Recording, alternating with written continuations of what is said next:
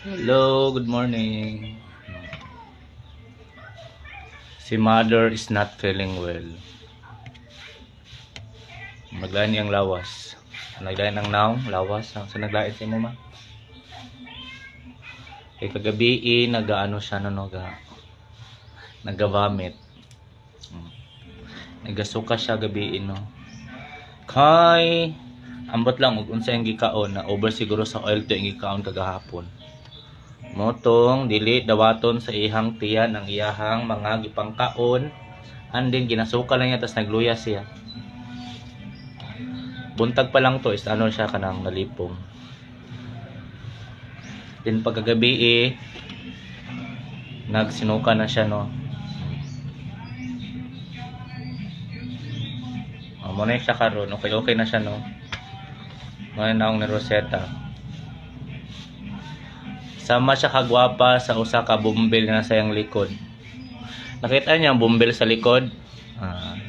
Inana siya kahayag, dahan ka siya na namumukadkad, namumulaklak, namungingi.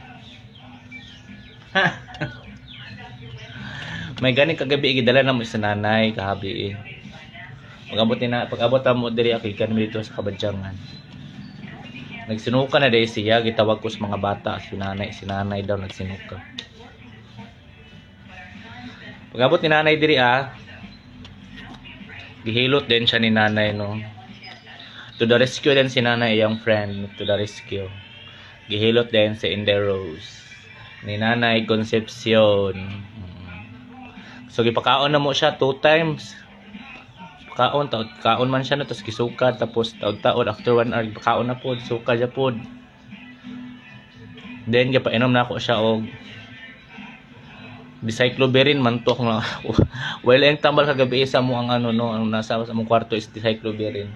Okay man pod siguro to siya nawa mo yan suka no, balagi pa katong tambala gipakalma lang to iyang mga muscles sa iyang tiyan no.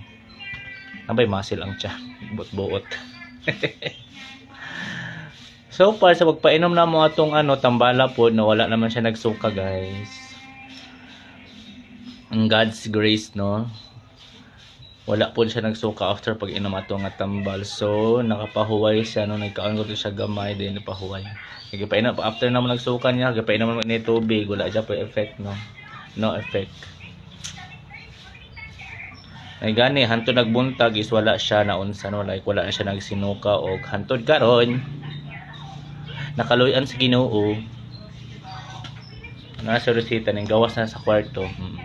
Wala siya nagpuno kwarto no, kaya ang kwarto mo nagpugon gidauban.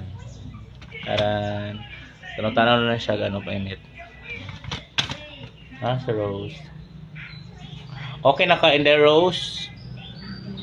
Okay na daw siya na. So okay na. Diba babaeng Pilipina kaya akong mother ay. And maura na update sa iyaha kong mother. God bless.